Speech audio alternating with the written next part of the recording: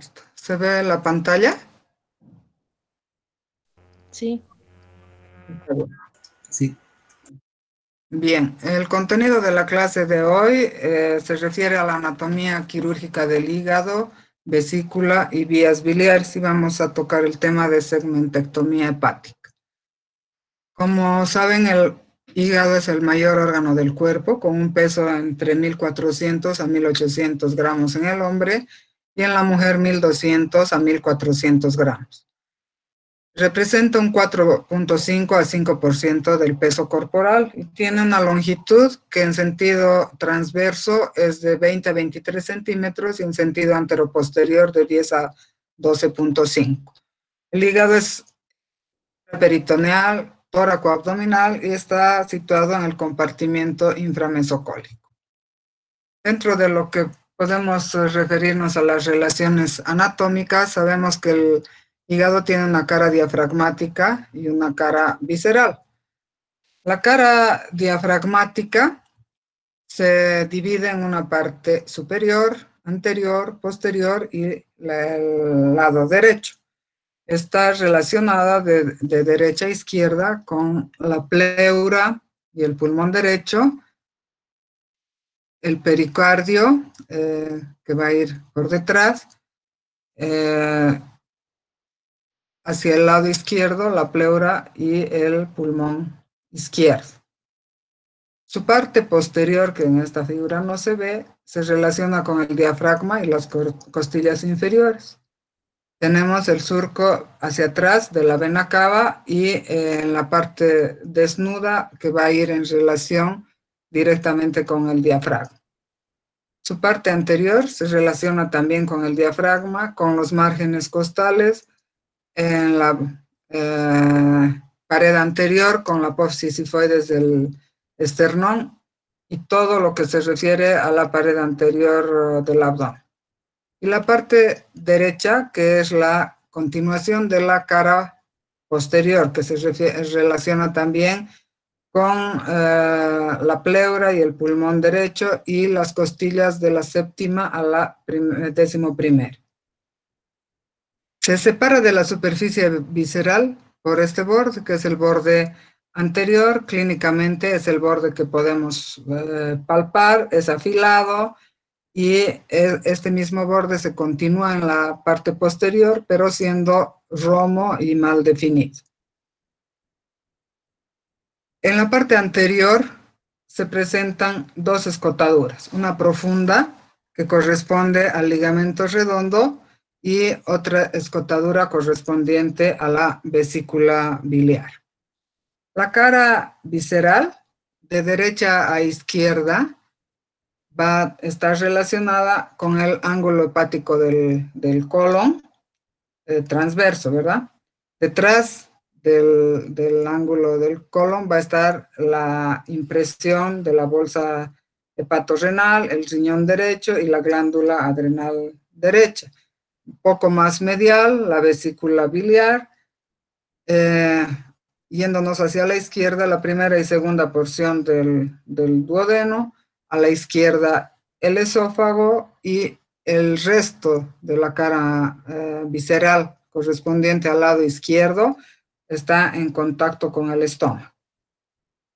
Esta cara visceral nos permite identificar 4 sectores. El lóbulo izquierdo, que tiene un segmento anterior en relación al ligamento redondo y el segmento posterior en relación con el ligamento venoso. Y el lóbulo derecho en la parte posterior relacionado con la vena cava inferior y en la parte anterior con la vesícula biliar. En el ilio hepático podemos encontrar la vena porta, que nos va a separar el lóbulo caudado del lóbulo cuadrado. El hígado tiene varios medios de fijación. Los más importantes son ligamentarios y hay algunos que son vasculares. Los medios de fijación ligamentarios son los ligamentos coronarios. Estos son una parte anterior y una parte posterior. Estos se unen y van a formar el ligamento coronario izquierdo, y en el lado derecho, el ligamento triangular, al unirse el ligamento coronario anterior y posterior, va a formar el ligamento triangular, tanto en el lado derecho como en el lado izquierdo. ¿Ah? Entre estos dos ligamentos hay un área en la que el diafragma y el hígado están unidos directamente sin peritoneo, y esta área se llama área desnuda. El ligamento falciforme, que ustedes lo ven aquí, es la persistencia del mesenterio ventral embrionario. En la parte anterior se forma por una capa del ligamento coronario, que hace un repliegue que se extiende sobre la superficie posterior, y este se va a reflejar inclusive en la pared abdominal anterior. Entre las hojas de este repliegue se encuentra la vena umbilical embrionaria, que a la larga va a formar el ligamento redondo del hígado. Y el ligamento falciforme se extiende hacia la parte más profunda del hígado, formando una fisura que aparentemente separaría el hígado en lóbulo derecho y lóbulo izquierdo. Los otros medios de fijación nos vamos a referir en la parte de la irrigación, que se verían la vena cava inferior y las venas suprahepáticas o hepáticas. La irrigación está dada por la vena porta en un 70-80% de aporte de oxígeno, y nos da una irrigación funcional en el hígado. Y la irrigación nutricia está a cargo de la arteria hepática, que lleva el 20-30% del aporte de oxígeno del hígado. El pedículo hepático está formado por la vena porta, por la arteria hepática y por el conducto biliar. Estos tres elementos forman el pedículo hepático, que está presente en cada segmento, como vamos a ver más adelante. En lo que se refiere al drenaje del hígado, la circulación hepática va a la circulación general por medio de las venas suprahepáticas o hepáticas, y estas drenan a la vena cava inferior. Esta es una circulación inversa a la circulación general, y es una circulación centrípeta. La circulación general es una circulación centrífuga. Hablando de las venas hepáticas o suprahepáticas, vamos a decir que tenemos tres venas. La vena derecha, como ven aquí en el número 1, es la que drena sangre de los sectores anteriores, esta parte de aquí, y posteriores del lóbulo derecho. La vena hepática o suprahepática izquierda lo hace del sector medial y del sector lateral del lóbulo izquierdo. Y la vena hepática media, que se forma de la unión de una rama de la vena derecha y de la vena izquierda, drena a la parte medial del hígado. En cuanto a los linfáticos, tenemos un grupo de linfáticos profundos y un grupo de linfáticos superficiales. Los superficiales van a drenar a los ganglios frénicos anteriores y posteriores. Los profundos van a drenar a los linfáticos celíacos, mediastínicos, y en menor proporción a los gástricos y paraórticos. Dentro de lo que es la anatomía funcional del hígado, vamos a ver que esta ha tenido muchos cambios. Inicialmente, la anatomía funcional dividía el hígado en un lóbulo izquierdo y en un lóbulo derecho, a través de lo que es el ligamento falciforme. Esta era una anatomía muy simple, pero incorrecta, ya que solamente se refería a la presencia de una rama de la vena porta y la hepática en el lóbulo derecho y en el lóbulo izquierdo. Años después, se vio que esta segmentación y esta división no era la adecuada. Ya en 1897, el doctor Cantley determina que el ligamento falciforme no hace una división equitativa y segmentaria, porque no cuida los preceptos anatómicos de la presencia de la tríada hepática para cada segmento. Y empieza a mencionar lo que es la cisura portal. Para todo esto, más o menos esperan unos 50 años más y alrededor de 1951 recién se aprueba esta nueva clasificación anatómica que a través de la cisura portal, que es esta punteada, divide al hígado en un lóbulo derecho y en un lóbulo izquierdo, obviando el ligamento falciforme. Esta línea de Cantley va desde la vesícula en la parte inferior hasta la vena cava en la parte superior. Divide al lóbulo derecho en un segmento anterior y en un segmento posterior, y al lóbulo izquierdo en un segmento medial y en un segmento lateral. Esta clasificación y esta división nos es útil solamente para cirugías sencillas, ya que en esta división no se respeta la anatomía segmentaria. Posteriormente se empieza a hablar ya de la anatomía funcional en base a la cisura principal. Esta cisura, que es a través de la línea de Cantley, ya se va estudiando y se ve que contiene a la vena hepática media. Esta vena sigue su trayecto anteroposterior y va desde la fosa cística, que es lo que les decía en la anterior, de la fosa cística a la vena cava y divide al hígado en dos hemihígados, ¿no? Al pasar por el lecho vesicular y la cava, nos da un sector anterior en el lóbulo derecho, que representa el segmento 5 y 8, y un sector posterior con el segmento 6 y 7. El ligamento redondo forma una fisura que se llama fisura umbilical.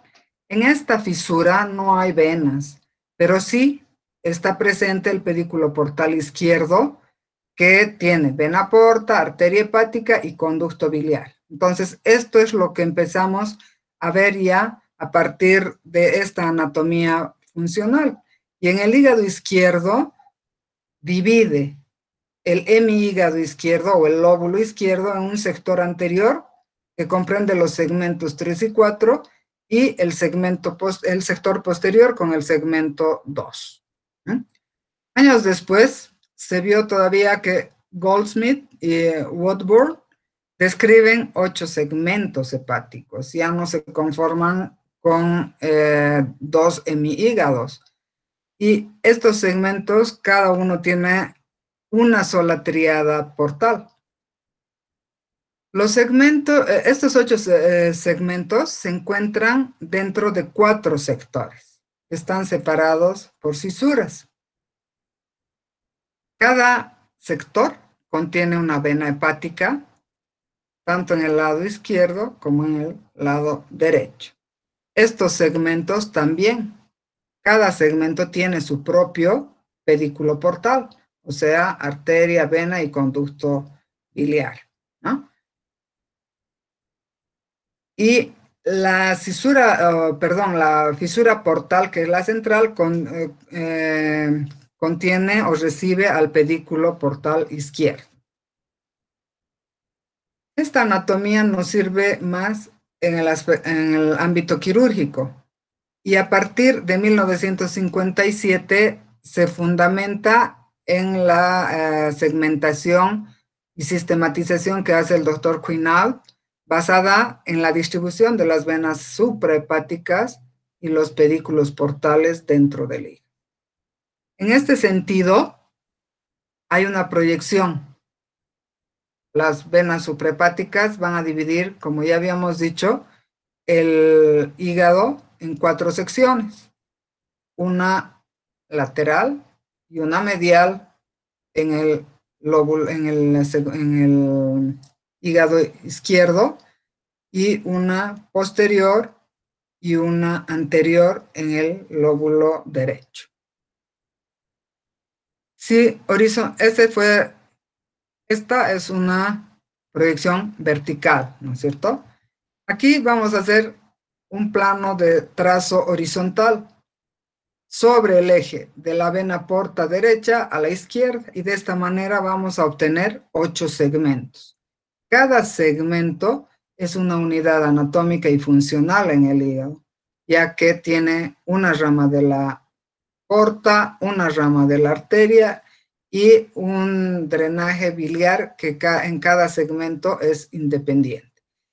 Este tipo de segmentación cambia radicalmente todo lo que hasta este momento se tenía como principio, tanto para la cirugía como para la funcionalidad hepática. Entonces, a partir de 1957, tenemos otro tipo de conocimiento en la funcionalidad del hígado. Y en forma práctica podemos traducirla y compararla con el puño de una mano, donde vamos de derecha a izquierda, y atrás en la parte posterior izquierda tenemos el segmento 2, en el dedo índice en la parte de adelante el segmento 3, seguimos en sentido de las manecillas del reloj, el segmento 4, 5, 6, y en la parte posterior el 7 y el 8. Y aquí representados en un gráfico anatómico, vamos a tener el segmento 1, del que aquí no habíamos hablado, que está en el lóbulo caudado y está muy posterior, el segmento 2, 3, 4, el 5, el 6, el 7 y el 8, que ya corresponderían al lóbulo derecho del hígado. Y aquí vamos a representarlos en forma esquemática. Entonces, el lóbulo izquierdo tiene un segmento medial que corresponde al segmento 4. Y el lateral izquierdo que corresponde al segmento 2 y adelante el segmento 3. En el lóbulo derecho del hígado, en relación con la vesícula, está el lóbulo 5, y en la parte posterior el lóbulo 6 y 7. En el segmento anterior, en la parte posterior, el segmento 8. Entonces, estos 8 segmentos nos van a servir para realizar en forma topográfica el análisis y el estudio de las lesiones que se puedan presentar en el hígado, así como del tratamiento quirúrgico que se tiene que planificar. Entonces, la nomenclatura que utilizamos, de acuerdo a Quinault, el segmento 1 tradicionalmente es el lóbulo caudado, que no se ve, está atrás. El segmento 2, que es este que les había mostrado, es el segmento lateral del lóbulo izquierdo superior. Aquí lo tiene. Según la segmentación de Quinault, el segmento 3, que es este, correspondería al segmento lateral del lóbulo izquierdo inferior. El 4, que es este, es el segmento medial del lóbulo izquierdo. Tiene una parte anterior y una posterior. El segmento 5 de Quinault corresponde al segmento anterior del lóbulo derecho, y es la parte inferior. Y el segmento 6 es el segmento posterior del lóbulo derecho, también inferior. Y los superiores serían el segmento 7, que es posterior en el lóbulo derecho, y el 8, que es anterior en el lóbulo derecho. Esta nomenclatura es la que actualmente se utiliza. Sin embargo, tenemos obligación de relacionar ambas clasificaciones. Hasta el año 2000, habían varias clasificaciones, habían discrepancias en la utilización de una o de otra, y los errores en el tratamiento y el manejo del hígado costaron muchas vidas. Por tanto, el Comité Científico de la HPB, que es la Asociación Internacional de Cirugía Hepatopancreatobiliar, el año 2000 se reúne y en forma unánime cambia todo lo que hasta ahora hemos hablado. Y de esta manera se acaban las confusiones entre una clasificación y otra. A esta clasificación se le conoce como la clasificación de Brisbane. Y la clasificación de Brisbane habla de órdenes, un primer orden, segundo y tercer orden. En el primer orden es la correspondencia a los hemihígados, ¿no? Uno izquierdo y uno derecho. El segundo orden divide estos hemihígados en secciones, que pueden ser la derecha posterior y anterior, y la izquierda medial y lateral. Y el tercer orden en segmentos. Cada uno de estas secciones tiene un segmento. Entonces, cuando hablamos de la división de primer orden, nos vamos a referir quirúrgicamente a lo que son las hepatectomías o hemihepatectomías. Anatómicamente hablamos del hígado derecho o hemihígado derecho. Según la clasificación de Quinault, serían los segmentos 5, 8 y puede haber uno más extra. Los términos quirúrgicos, según la clasificación de Brisbane, serían la hepatectomía derecha o hemihepatectomía derecha, que serían los segmentos 5, 6, 7 y 8, ¿no? O sea, toda esta parte que está sombreada. Cuando hablamos del segundo orden, hablamos de secciones, ¿no? Entonces hablamos de una cirugía que es la seccionectomía. Por ejemplo, decidimos operar la sección anterior derecha, segmentos 5 y 8. La cirugía se llama seccionectomía anterior derecha, que toma estos dos segmentos, ¿no? Y cuando tomamos los segmentos 6 y 7, vamos a hablar de lo que es la sección posterior derecha. La cirugía que se va a realizar es una seccionectomía posterior derecha, tomando los segmentos 6 y 7. Cuando abordamos la sección medial, por ejemplo, a la izquierda, vamos a tomar el segmento 4. La cirugía sería la seccionectomía medial izquierda o la resección del segmento 4 o segmentectomía del segmento 4. Todas estas denominaciones significan lo mismo. Si tomamos los segmentos 2 y 3, estamos tomando el lateral izquierdo. Entonces, la cirugía es una seccionectomía lateral izquierda o bisegmentectomía, porque son dos segmentos, ¿no? El 2 y el 3. Y en el tercer orden, la división del tercer orden, que habla solamente de segmentos, nos va a tomar cualquier segmento y de acuerdo al segmento afectado se llamará segmentectomía 6, segmentectomía 7 o segmentectomía 3. Cuando son dos segmentos continuos, cualquiera pero en contigüidad, se llamará bisegmentectomía. O sea, se habla de bisegmentectomía cuando se cumple la condición de que ambos segmentos que se van a resecar estén de vecinos. Tomando en cuenta la vena porta, también hay otra división en el segundo orden que se llaman sectorectomías. Estos sectores pueden ser anterior derecho o paramediano derecho.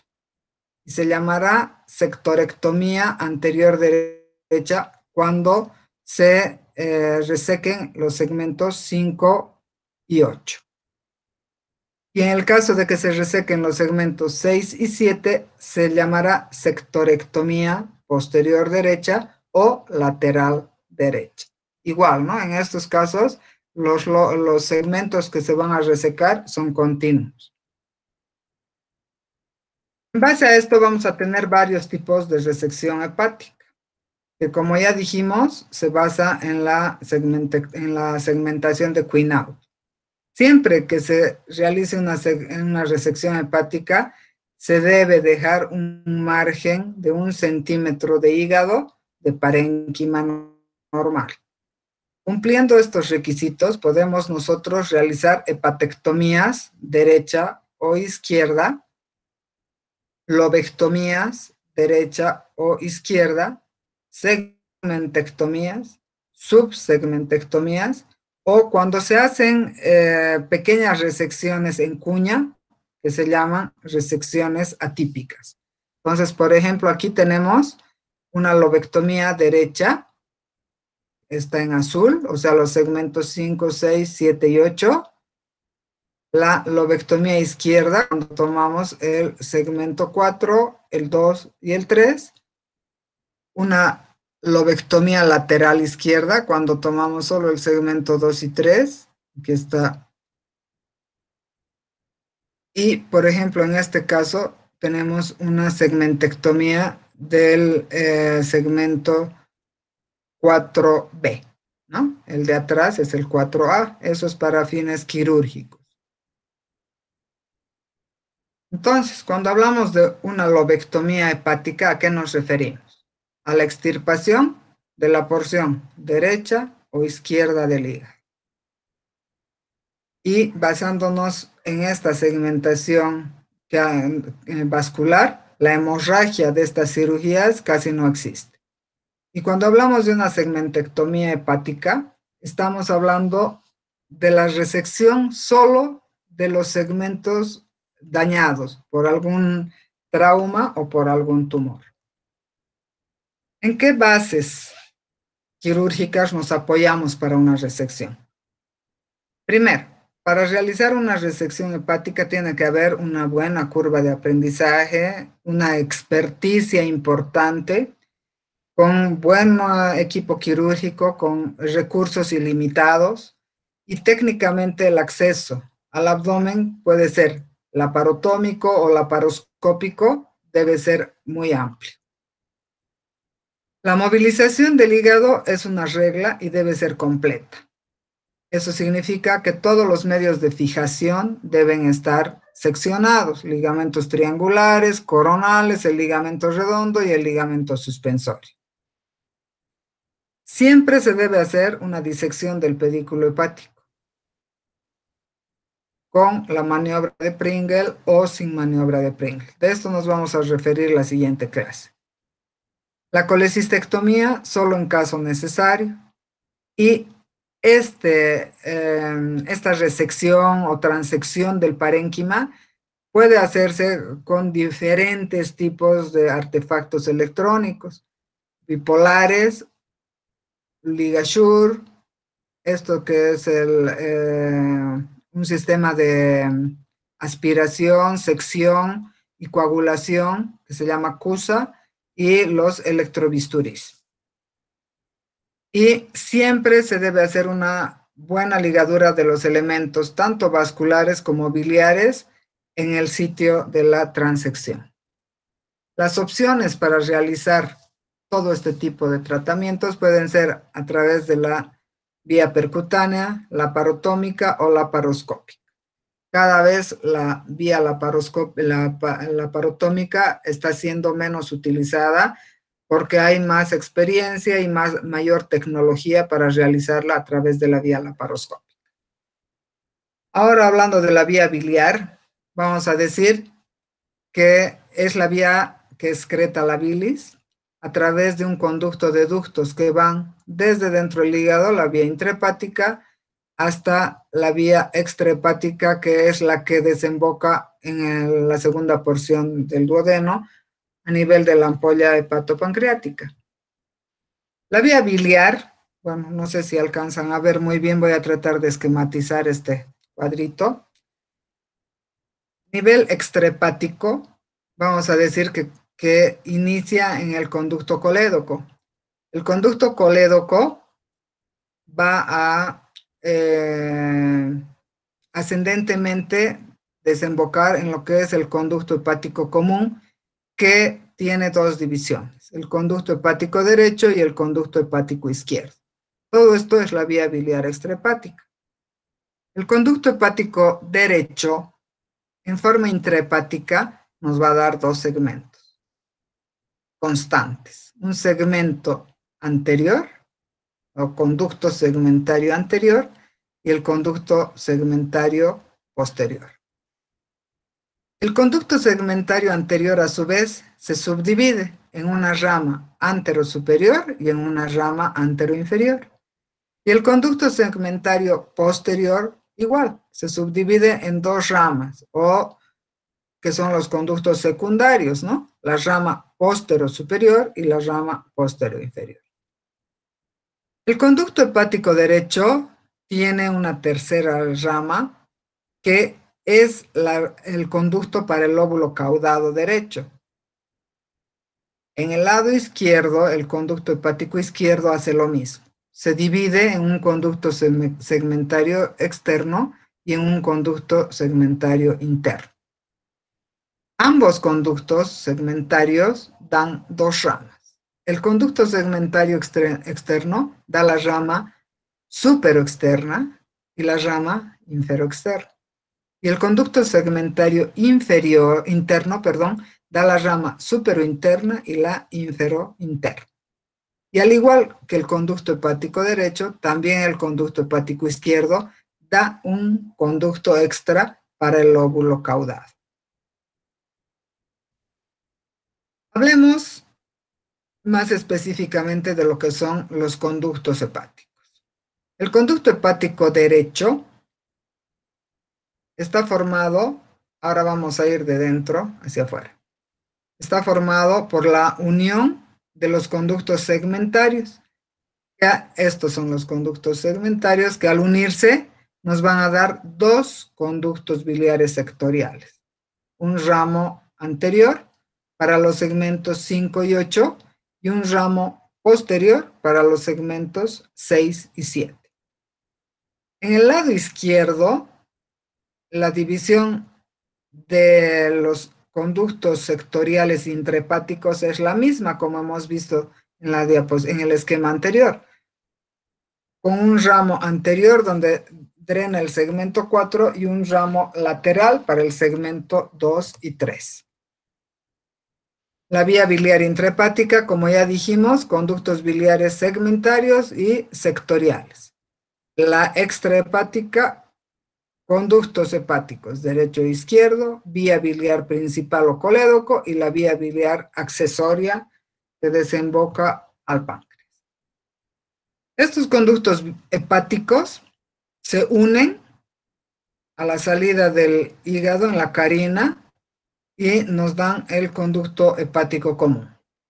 Esta unión más o menos se ve entre márgenes de 1/4 a 2.5 centímetros ya de la salida del hígado. Siempre el conducto izquierdo es un conducto recto, largo, mide más o menos 1.7 a 2 centímetros en relación al conducto derecho, que es más oblicuo y su longitud no sobrepasa el centímetro. El conducto hepático común tiene una longitud de 1,5 centímetros a 3,5 centímetros. Y el conducto cístico, que es la unión entre el conducto hepatocolédoco y la vesícula, tiene un diámetro de 3 milímetros y su longitud puede ir de 2 hasta 4 centímetros. La vía biliar es una de las regiones anatómicas donde se presentan mayor cantidad de anomalías. Es por eso que las lesiones a este nivel siempre hay que tenerlas presentes y no tienen un porcentaje despreciable. Entonces vamos a ver varias anormalidades en la vía biliar. En este caso, por ejemplo, si ustedes ven, la vía biliar tiene la unión con el conducto cístico muy abajo, casi paralela y muy cerca de la desembocadura en el duodeno. En la figura de al lado tenemos más bien una unión entre el hepático común, muy cercana a la carina, muy alta y con un conducto cístico muy corto. Y esta es una unión intrahepática, si ustedes ven, el conducto cístico está casi dentro del hígado en su unión con el hepático común. En este caso, la unión entre lo que es el conducto hepático común con el cístico casi no se percibe porque este conducto prácticamente está en el cuello de la vesícula. Y las variaciones o variantes en espiral que pueden ser por adelante o por detrás del conducto hepático común. Entonces, ninguna de estas anomalías es infrecuente y esa es una de las causas de las lesiones de vías biliares durante la cirugía. En cuanto a la anatomía de la vesícula biliar, vamos a decir que está en la unión del lóbulo derecho y el segmento interno del lóbulo izquierdo, en relación con la superficie visceral, y tiene una superficie que se llama cara hepática, que está unida al hígado a través de tejido conectivo. La superficie libre o la superficie no hepática está recubierta solamente por peritoneo. Y el conducto colédoco o vía biliar principal, que puede tener una longitud variable entre 5 a 15 centímetros, como ven aquí, y tiene desde la bifurcación en los conductos hepático derecho e izquierdo hasta el ingreso en la segunda porción del duodeno, tiene 4 porciones. La supraduodenal, que es la que vemos en la cirugía, mide alrededor de 2 centímetros. La retroduodenal, 1,5.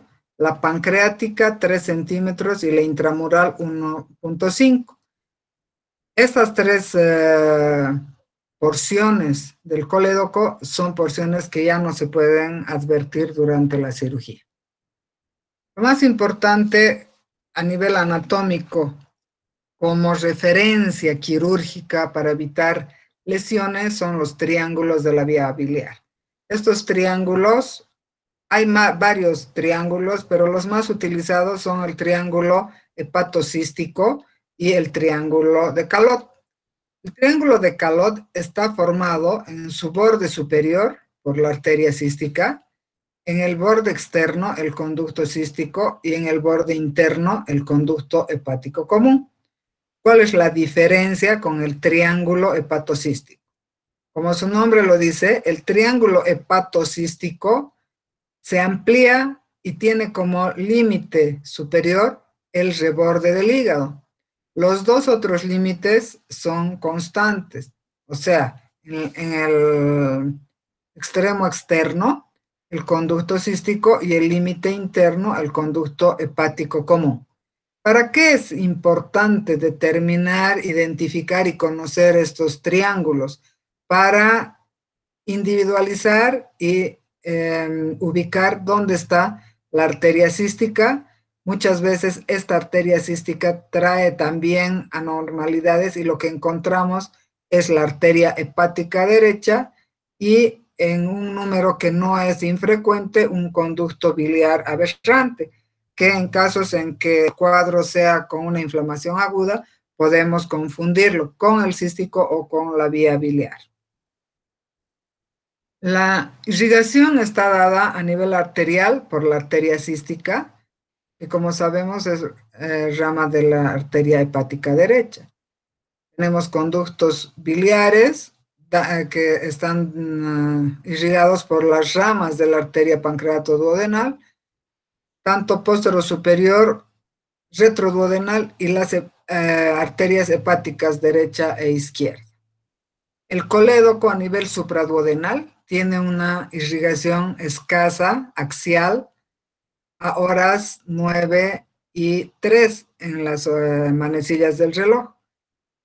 En la parte inferior estaba irrigado por la arteria retroduodenal y tiene un 60% nada más de irrigación.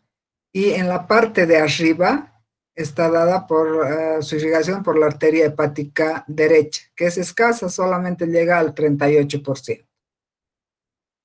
La irrigación venosa, también dada por las venas císticas y venas del plexo pericoledociano, y el drenaje linfático drena al ganglio cístico. La inervación va a estar dada por ramas del nervio vago y ramas simpáticas y celíacas del plexo celíaco. Y por último, la última estructura que tenemos en lo que es el área de la vía biliar es el esfínter de Oddi. Este es un complejo, es un sistema de esfínteres, y su función no solo es mecánica, sino también está influenciada por mecanismos hormonales y nerviosos, de tal manera que este conjunto de funciones es el que permite regular la evacuación de la vía biliar desde la vía biliar principal hacia el duodeno y hacia el conducto de Birso. Eso sería lo relacionado a a la clase de hoy. Y el día miércoles a las 7 de la noche tenemos la continuación con lo que es la patología vesicular. Entonces, les agradezco mucho su atención. Nos vemos el día miércoles a las 7 de la noche. Buenas noches.